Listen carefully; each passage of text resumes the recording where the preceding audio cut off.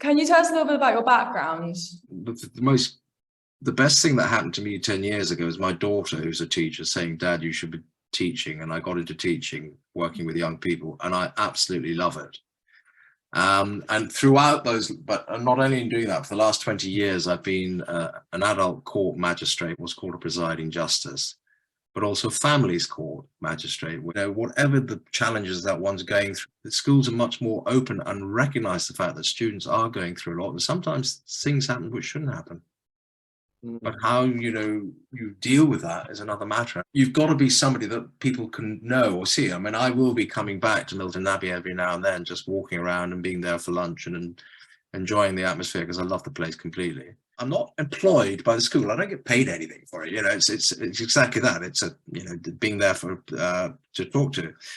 But I must be the only adult, male or female, but male in my case, whose mobile number and email address, personal ones, are put up around the school for anybody to contact. What do you see as the role? What should it be? I think the phone number's good.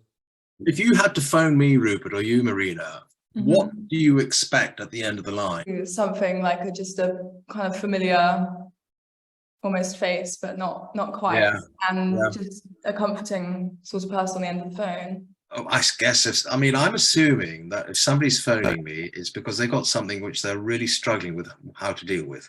To me, the worst thing in life is to have a problem so serious to you that you don't know how to deal with it. And sometimes all you've got to be able to do is just open up and talk to someone who's going to be able to say, well, hey, it's all right.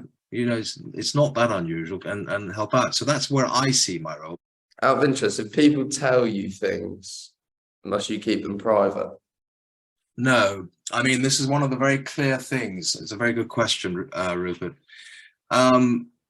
If somebody contacts me, I will notify the appropriate person in the school to say this person has a problem, but I will also facilitate, mentor, whatever the word, navigate those things to make sure that they understand, the person that I'm speaking to, how sensitive and difficult this is for that individual to talk to me.